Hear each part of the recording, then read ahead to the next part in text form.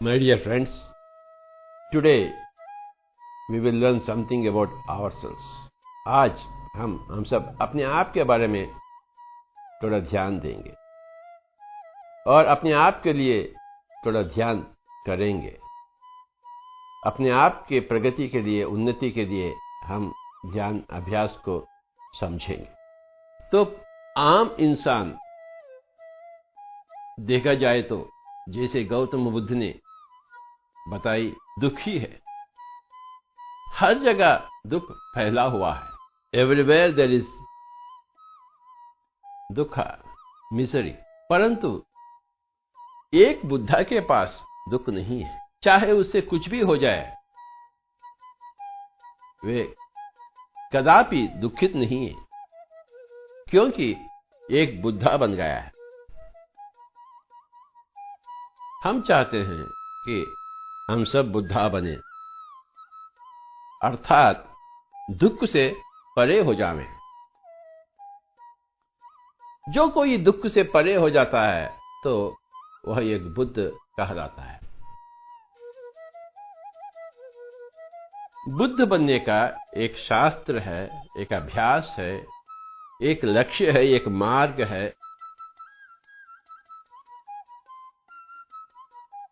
संपूर्ण मानवाళी के लिए एक रास्ता है बुद्ध बनने के लिए। उस रास्ता का नाम है ध्यान, जो स्वयं गौतम बुद्ध ने अपनाए और हमें बताए। और जैसे गौतम बुद्ध ने कही, मेरे पहले भी लाखों लोग बुद्ध बन चुके हैं, मेरे बाद में लाखों लोग बुद्ध बनेंगे। तो ये तो परम सत्य है। गौतम बुद्ध अकेला बुद्ध नहीं था, उसके पहले भी लाखों की संख्या में बुद्ध बने, जन जन कल्याण हुई है। और गौतम बुद्ध के पश्चात भी लाखों लोग बुद्ध बन चुके हैं। लाखों लोग अपना कल्याण पा चुके हैं ध्यान के माध्यम। तो अगर हम दुख नहीं चाहते हैं, जिंदगी में पल भर भी दुख नहीं देखना चाहते हैं, तो हमें अवश्य उसी मार्ग में चलना होगा जिस मार्ग में गौतम बुद्ध ने अपने कदम उठाए। वे भी एक राजा थे, परंतु जैसे ही दुनिया में गए हैं, जगह जगह दुख देखी। गरीबी, बीमारी, वृद्धता, न जाने कितने कितने कितने कितने परेशानियां हर एक के पास। जो हम चाहते हैं अपना पास नहीं है, जो हम नहीं चाहते हैं अपना पास है। तो दुख से परे होने के लिए मार्ग खोजने के लिए गौतम बुद्ध ने निकल पड़े और मार्ग मिल गया उनको। और 2500 साल हो गए हैं, फिर भी हम उसी मार्ग से वंचित क्यों हैं? तो हम आज तक बुद्धा क्यों नहीं बने? ये तो आश्चर्य की बात है। मार्ग बताया गया है, फिर भी हम मार्ग पर नहीं चल पड़े और दुख दुख दुख दुख रोते हुए हम जिंदगी को बिता रहे। आश्चर्य की बात है। लगभग 30 साल के पहले बिल्कुल उसी तरह मैं भी ढूंढ रहा था मार्ग क्या है। हर एक की जिंदगी में एक मोड़ आएगा, एक यू टर्न आएगी। दुनिया के अंदर जाने से वो यू टर्न लेगा और अपने आप की तरफ आएगा, खींचे आएगा, क्योंकि और दुख नहीं सहा जाता। तो उस मोड़ पर हम कहते हैं ये ध्यान है। It's a U turn, you know. जब हम अपने आप की तरफ मुड़ते हैं, देखते हैं और अपने आप की तरफ आना शुरू करते हैं, दुनिया की तरफ जाने के सिवाय हम अपने आप की तरफ मुड़ते हैं, तो उस मोड़ की नाम है ध्यान। हर एक की जिंदगी में ये मोड़ आएगा। शायद बचपन में आएगा, शायद जवानी में, शायद बुढ़ापे में, अपने अपने कर्मों के अनुसार, अपनी अपनी इच्छा के अनुसार। हम अनेक अनेक जन्मों के हैं। जैसे भगवत गीता में कहा गया है, बहूनि मे व्यतीतानि जन्मानि तव चार्जुन तान्यहं वेद सर्वाणि न त्वं वेत्त परन्तप। हे अर्जुन, आप और मैं अनेक अनेक जन्म लिए हैं। मैं तो सब कुछ जानता हूं, आप तो कुछ भी नहीं जानते हैं। भगवान श्री कृष्ण ने भगवान अर्जुन से ऐसे वाक्य बोले। तो चलिए, हम सब अनेक अनेक जन्मों से उलझे हुए हैं।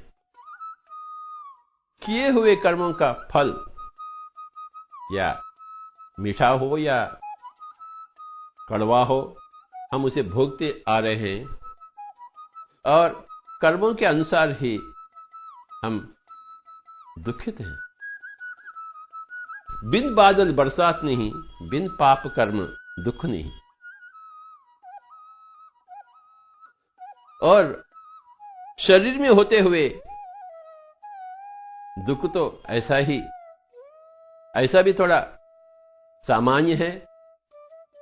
जैसे ही हम समझ लेते हैं कि हम शरीर नहीं बल्कि आत्मा हैं, ध्यान के माध्यम से हम सदा सदा के लिए ये शरीर की दुखों से हम परे हो जाते हैं। बात एक ही है कि हम अपने आप को समझना चाहिए कि हम शरीर नहीं बल्कि आत्मा। उसी भगवत गीता में भगवान अर्जुन ने भगवान श्री कृष्ण से पूछी, स्वामी जी आप क्या है, आप कौन हैं? तो भगवान श्री कृष्ण ने बताई, अहम आत्मा गुणाकेश सर्वभूताशय स्थितः अहम आदिश्च मध्यम च भूतानां अंत एव च। मैं आत्मा हूं हे अर्जुन। अहम आत्मा गुणाकेश सर्वभूताशय स्थितः, हर जगह मैं ही हूं। अहम आदिश्च मध्यम च भूतानां अंत एव च, मैं आदि में भी हूं, मध्य में भी हूं और अंत में भी मैं हूं। मैं अनादि भी हूं, मैं अनंत भी हूं। वैसा ही हर बंदा की स्थिति है, परंतु हम अपने आप को भूल गए हैं और बहुत भूल हो गई। जब तक हम ध्यान में नहीं आएंगे भगवान श्री कृष्ण के जैसे, भगवान बुद्ध के जैसे, भगवान महावीर के जैसे, भगवान ओशो के जैसे, भगवान कबीर जी के जैसे, भगवान नानक जी के जैसे, भगवान ब्लावत्स्की के जैसे, भगवान एनी बेसेंट के जैसे, भगवान युक्तेश्वर जी के जैसे, भगवान योगानंद के जैसे लाखों लोग भगवान बन चुके हैं, बन रहे हैं, बनेंगे भी। भगवान ये जो लफ्ज है, शब्द है, ये विकृति शब्द है। असली जो लफ्ज है वो है भाग्यवान। जिसके पास ध्यान है, जिसके पास आत्मज्ञान है, वही भाग्यवान है। जिसके पास ध्यान नहीं है, आत्मज्ञान नहीं है, आत्मानुभव नहीं है, वह भाग्यहीन है। जो भाग्यवान है, हम उसी को भगवान भगवान भगवान कहते हैं। भगवान ओशो, भगवान रमण महर्षि, भगवान कबीर, भगवान बुद्ध, लाखों लोग भगवान। तो हम क्यों नहीं भगवान बने हैं? हम क्यों नहीं भाग्यवान बने हैं? हम क्यों भाग्यहीन हैं? हम अपने आप से वंचित हैं क्योंकि हम ध्यान को नहीं अपनाते हैं, क्योंकि हम अपने आप को जानना नहीं चाहते हैं, कि हम अपने आप को खोजना नहीं चाहते हैं। जब कोई बंदा यू टर्न ले लेता है, अपने आप की तरफ मुड़ना शुरू कर देता है, प्रारंभ कर देता है ध्यान के माध्यम से, तो अपने आप को पा लेता है, तो वह भाग्यवान है। भगवान 30 साल हो गए, मैं भी एक भाग्यवान बन गया, एक भगवान बन गया। उस मोड़ तक मैं अपने आप को एक इंसान समझता था, एक शरीर समझता था, परंतु आज मैं जानता हूं, 30 साल के पहले मैं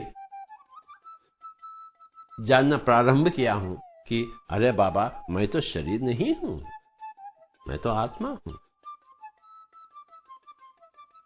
जैसा भगवत गीता में श्री कृष्ण ने कही है, हर एक भगवान, हर एक भाग्यहीन वही कहता है कि देखिए बाबा, मैं अपने आप को जानता हूं, आप तो अपने आप को जानते ही नहीं। तो हर एक की जिंदगी में जल्दी से जल्दी हमें उस मोड़ पे आ जाना है जहां हम बाहर की दुनिया देखने का थोड़ा बहुत खत्म करेंगे, थोड़ा बहुत छोड़ देंगे और हम आंखें बंद कर लेंगे और अपने आप के तरफ मुड़ने का एक प्रयास, शुभ प्रयास। ध्यान का मतलब है, ध्यान का निर्वचन पहला तो हम देख लेंगे। देखिए, अगर हम कुछ एक दिन के लिए या 2 दिन के लिए कुछ भी नहीं खाएंगे तो उसे कहते हैं उपवास। अगर एक दिन के लिए अथवा 2 दिन के लिए हम कुछ भी बोलेंगे नहीं, कोई भाषण नहीं होगा, मुंह बंद कर बैठेंगे, तो उसी का नाम है मौन। तो कुछ भी नहीं खाएंगे तो वह उपवास हो गई है। कुछ भी ना बोलेंगे, वाणी नहीं चलाएंगे तो मौन हो गई है। बिल्कुल उसी तरह कुछ भी ना सोचेंगे तो वह ध्यान हो गई।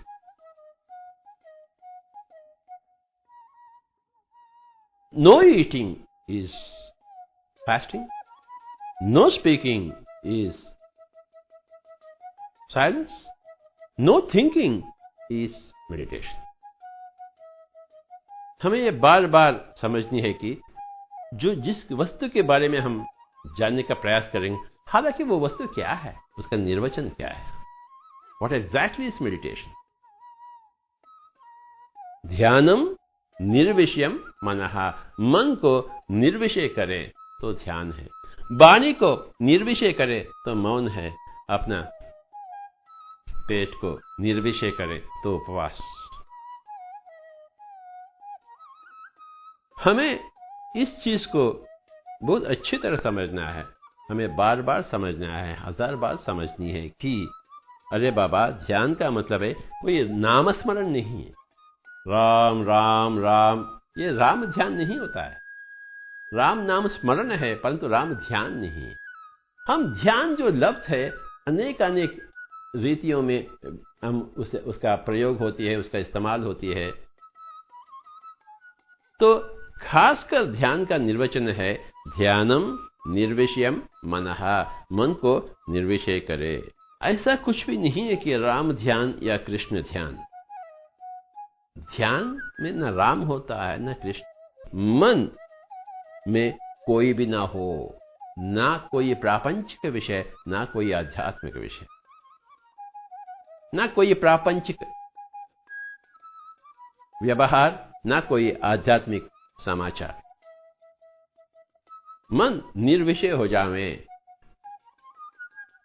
हम सुकून से बैठे, दोनों हाथों में एक करें, सारे उंगलियों में, और आंखें बंद कर लें। जैसा है वैसा, जहां है वहां हिंदू मंत्र, इस्लाम के मंत्र, बुद्धिस्ट के मंत्र या जैन मंत्र या क्रिश्चियंस के प्रार्थना, प्रेयर्स मुंह बंद करनी चाहिए 100%, और मन भी बंद हो जाए 100%। यूं देखा जाए तो 1 घंटे में समझो 1000 सोच विचार होते हैं। तो जैसे ही आप आंखें बंद कर लेते हैं और सांसों के साथ एक प्रयास प्रारंभ हो गई है, तो आपके जो हजारों ख्यालें धीरे धीरे कमती हो जाते रहते हैं। 500, 400, 300, 100, 50, 40, 30, 20, धीरे धीरे वो जो बोझ है सोचों का, विचारों का, वो कमती हो जाती रहती है। आपको आंखें न खोलनी है, आंखें बिल्कुल बंद, और अपने ही उच्छ्वास निश्वास के साथ एक होना चाहिए। इसे गौतम बुद्ध ने आनापानसति कही है। आन यानी उच्छ्वास, अपान यानी निश्वास, सती का अर्थ है जुट जाना, एक हो जाना। जैसा एक पति एक स्त्री और पुरुष मिल जाते हैं, पति पत्नी मिल जाते हैं, तो संसार हो ये सुख पा लेते हैं, शरीर की सुख पा लेते हैं। बिल्कुल उसी तरह मन और सांस एक हो जावे तो आत्मा की सुख मिल जाती है। हमें शरीर का सुख भी चाहिए और आत्मा के सुख। अगर आत्मा के सुख नहीं पाते हैं तो शरीर का सुख के साथ ही साथ शरीर का दुख भी मिलेगा। जिंदगी का सुख के साथ ही साथ जिंदगी का दुख भी मिलेगा। हमें जिंदगी का सुख चाहिए, जिंदगी का दुख नहीं चाहिए, तो आत्मा की तरफ आप कदम आगे बढ़ाना ही है, ध्यान को अपनाना ही है, आत्मानुभव को पाना ही है।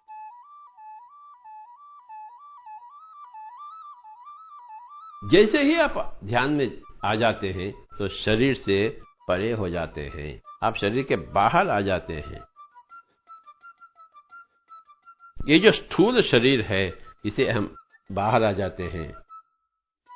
हर दिन में रात के समय आप जब बिस्तर के ऊपर लुढ़क जाते हैं तो भला क्या होती है? सूक्ष्म शरीर स्थूल शरीर से अलग हो जाता है और न जाने कहां जाकर फिर वापस सुबह आ जाती है। हालांकि हम रात में स्थूल शरीर नहीं है, सूक्ष्म शरीर है। दिन में हम स्थूल शरीर हैं। अगर समझो सूक्ष्म शरीर का वापस नहीं आया तो उसे कहते हैं मौत। 10 दिन हो, 20 दिन हो, 40 साल हो, 50 साल हो, 100 साल हो, कभी न कभी हमें शरीर को छोड़ना ही पड़ेगा। तब हम सूक्ष्म शरीर बिल्कुल अलग हो जाएगी। जो कनेक्शन है सूक्ष्म शरीर और स्थूल शरीर का, वो जो उसे कहते हैं जो सिल्वर कॉर्ड है वो कट हो जाती है और उसे कहा जाता है मौत।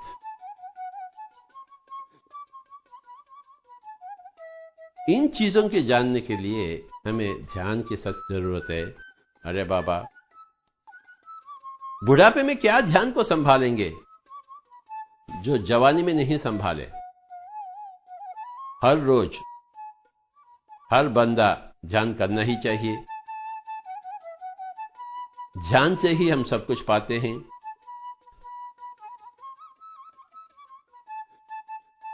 जो आनंद हमारे पास नहीं है हम उसे मोल लेते हैं। जो दुख हमारे पास है उसे भगा देते हैं। दुख भाग गई है और आनंद आ गई है तो हम बुद्ध बन गए, हम भाग्यवान बन गए। 2 रोटी कमाएंगे और सुकून से जिएंगे। 4 रोटी कमाएंगे, 2 रोटी खाएंगे, 2 रोटी दूसरों को देंगे और सुकून से जिएंगे। और दिन के 24 घंटे जो हैं हम बहुत ध्यान में बैठेंगे। अपने ही घर में, कोई आश्रम जाने की जरूरत नहीं है, कोई हिमालय भागने का कोई आवश्यकता नहीं है। अपने घर में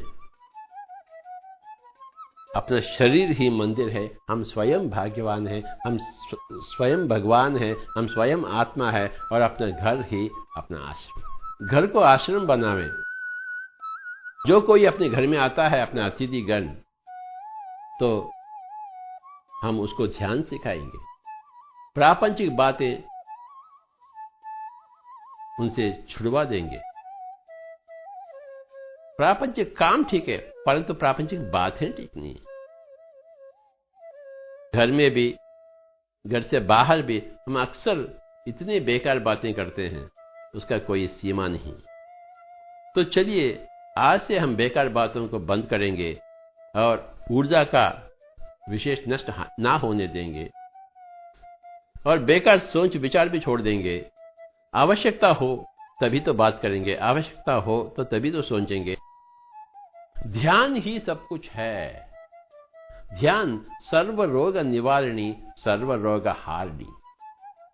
जो जो बीमारियां आपके पास है सारे के सारे बीमारियों का हल हो जाती है।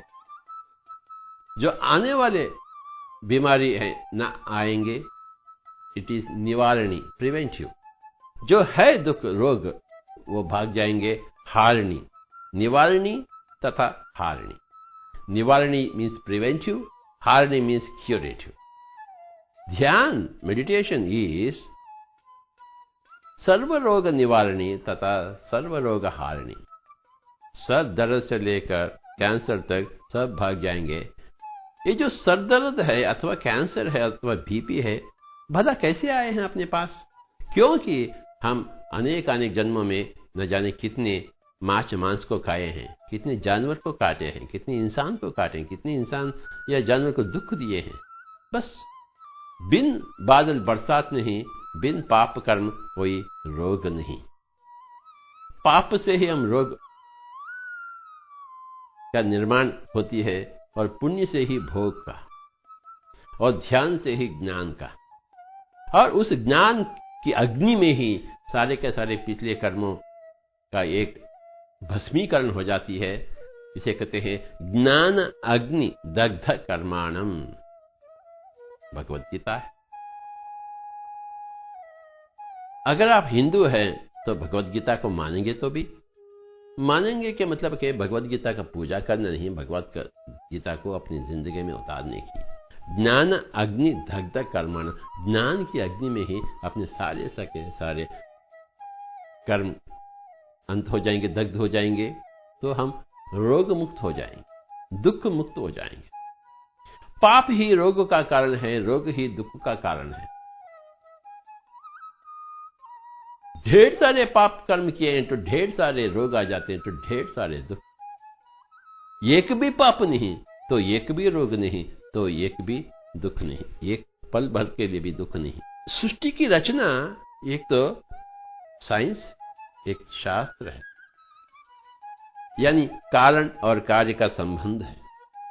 कारण ना हो तो कार्य नहीं होगा।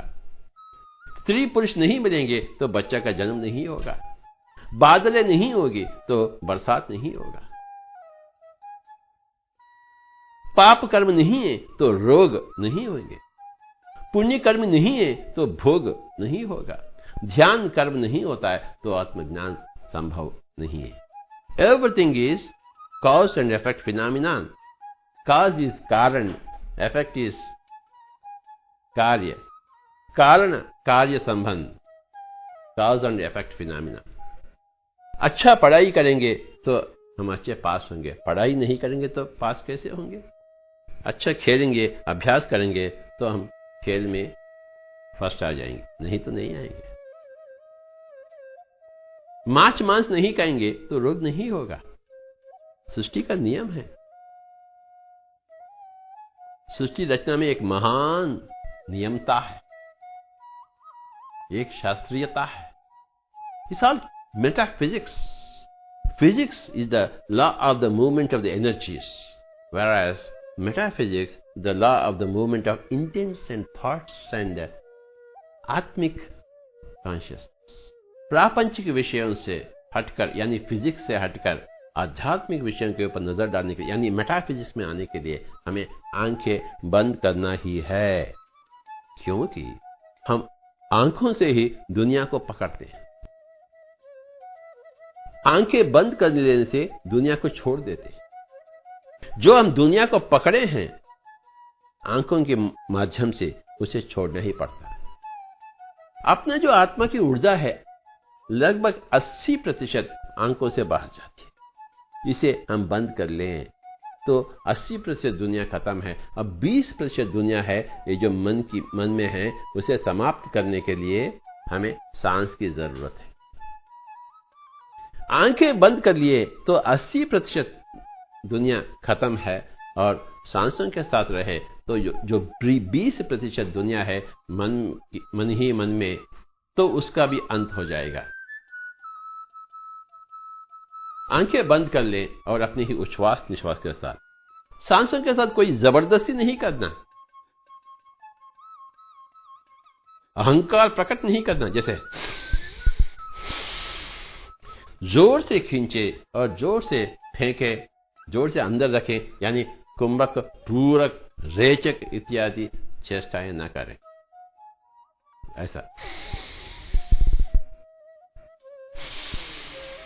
ऐसा ना हो। यह अस्वाभाविक है, अननेचुरल है। जैसा सहज श्वास है, जैसा स्वाभाविक श्वास उच्छ्वास निश्वास है, बस उसी के साथ संगम। जब मैं बात कर रहा हूं, भाषण दे रहा हूं, तो सांस तो चल रही है।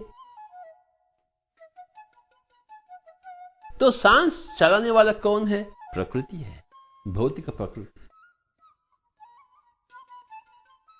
ध्यान के समय पर हम सांसों का ही ध्यान में रखे, सांसों के पर एकाग्रता रखे, मन और सांस एक हो जाए, और सांस जैसा है वैसा। सांस की गति में हम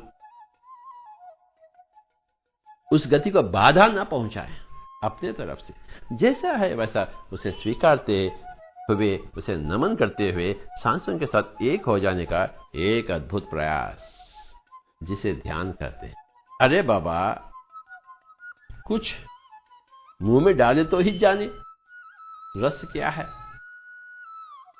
जूस कुछ नासिका के पास रखे तो जाने उसकी सुगंध क्या है, आंखें खोलकर ही देखे तो उसका खूबसूरत क्या है, कुछ कान खोले तो सुने, उस संगीत को सुने। कान बंद हो गए तो संगीत भी खत्म। अरे मुंह में डालेंगे तो ही रस को पाएंगे, ध्यान करेंगे तभी तो आत्मा के रस को पाएंगे, आत्मा की धुन को सुनेंगे, आत्मा की रूप को जानेंगे, आत्मा की सौगंध को पाएंगे। कुछ करेंगे तो कुछ पाएंगे, नहीं करेंगे ध्यान तो आत्मा के बारे में कुछ भी नहीं जानेंगे और अपने आप से वंचित हो जाएंगे, भाग्यहीन, और जिंदगी भर रोते हुए और स्वयं बाधा में, स्वयं दुख में, और दूसरों को भी दुख देते हुए, दूसरों को भी बाधा देते हुए। जो स्वयं आनंद में है, भगवान बुद्ध के जैसे, भगवान कबीर के जैसे, जो लोग ऐसे लोगों के पास आएंगे तो वो आनंद ही लेकर जाएंगे।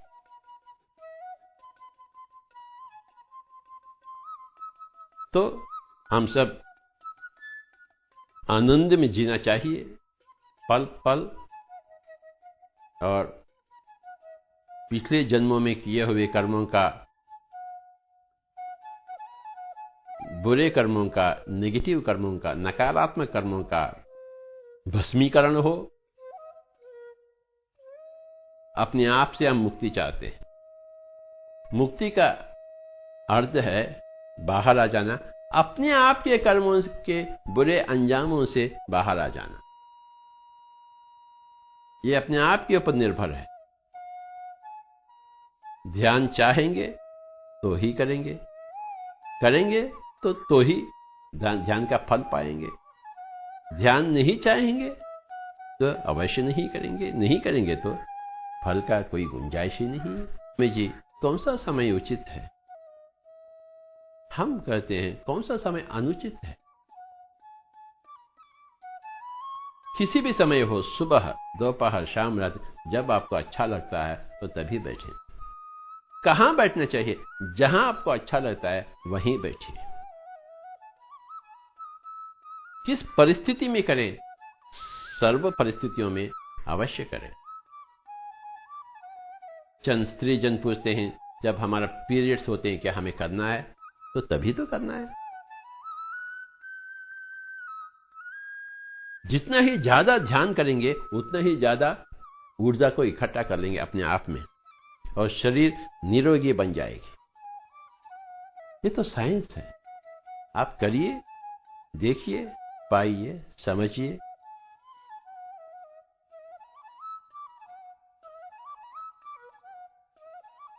कितना समय तक करना चाहिए उसका भी एक छोटा हिसाब किताब है। जितना आपका उम्र है उतने मिनट अवश्य आंखें बंद कर बैठे। अर्थात अगर 20 साल की उम्र है तो 20 मिनट अवश्य बैठे, 40 साल की उम्र है तो 40 मिनट अवश्य बैठे, 60 साल की उम्र है तो 60 मिनट बैठे, 5 साल की उम्र है तो 5 मिनट बैठे। 5 साल की उम्र से ही हर एक बंदा को अवश्य बैठना है। बच्चे लोगों को बिठाना है। एक बार बिठाएंगे तो वे समझ जाएंगे। शाकाहारी हो, एक शाकाहारी को समझाना बहुत आसान है, एक मांसाहारी को समझाना बहुत मुश्किल है, क्योंकि अंदर जो चिकन मटन होती है उसका खोपड़ी खराब हो जाती। तो सर्वप्रथम शाकाहारी बनिए, सस्याहारी बनिए। पिरामिड स्पिरिचुअल सोसाइटी मूवमेंट जो है ये, इसका संस्थापना जो हम करे हैं, हम पहला चाहते हैं सभी लोग शाकाहारी बने, मांस कदापि नहीं। अपने कारण कोई जानवर का हिंसा ना हो, कोई जानवर का प्राण हरण ना हो, कोई पक्षी का, कोई जानवर का, कोई माछ का। और अहिंसात्मक बने, आज से बने, जिंदगी भर उसे निभाएं और वक्त वक्त पर आंखें बंद कर लें और सांसों के साथ एक हो जाएंगे। कोई मंत्र वंत्र नहीं बार बार हमें समझना है, क्योंकि मुंह बंद करना है मौन में होते हुए, और यहां मौन, यहां ध्यान। तो सामूहिक ध्यान करें, और सामूहिक ध्यान में 3 गुना अधिक शक्ति आप पाते हैं, क्योंकि सबसे पाते हैं। एकांत ध्यान से ही एक सामूहिक ध्यान 4, 5, 10 मिलकर ध्यान में बैठे, अपने घर में सारे परिवार मिलकर बैठे, सामूहिक ध्यान। बिल्कुल उसी तरह संगीत रखिए, अच्छा नाद संगीत, पंडित रविशंकर को रखिए, बिस्मिल्लाह खान को रखिए, और संगीत के साथ ही साथ ध्यान में बैठेंगे तो संगीत का ध्यान भी 3 गुना अधिक शक्तिशाली है। तो अच्छा संगीत रखिए आप, मोस्टली इंस्ट्रूमेंटल म्यूजिक और क्लासिकल म्यूजिक, वाद्य संगीत, शास्त्रीय संगीत को अपनावें और अच्छी तरह बैठ जाएं। अपना सीडी ऑन करें, बिस्मिल्लाह खान आ रहा है, रविशंकर आ रहा है, बस सुकून है, और अपने ही सांसों के साथ मस्ती करें, दोस्ती करें। ध्यान का मतलब है सांसों के साथ दोस्ती तथा सांसों के साथ मस्ती।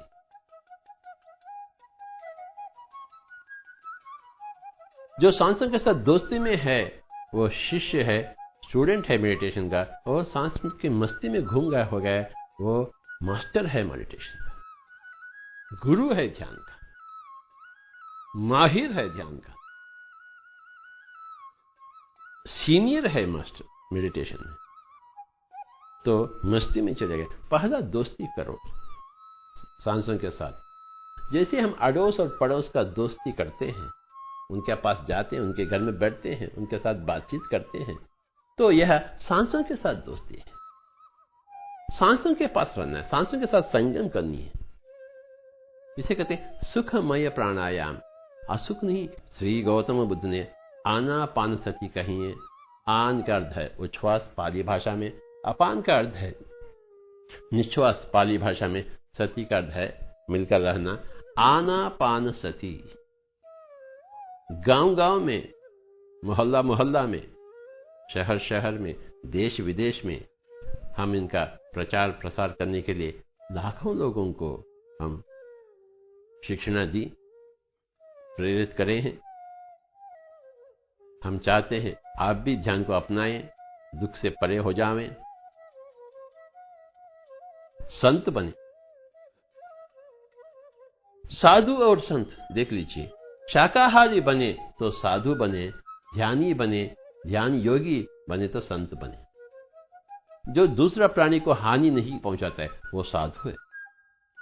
जो अपने आप को पहचान लिया है वो संत है। हम सभी लोग साधु संत बने।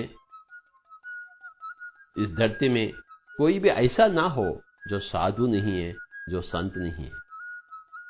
सभी लोगों को साधु बनाएंगे हम, उनको अहिंसा की शिक्षा देंगे, शाकाहार की पूर्ति देंगे और ध्यान की शिक्षा देंगे, आत्मज्ञान की स्फूर्ति देंगे, तो उनको संत बनाएंगे।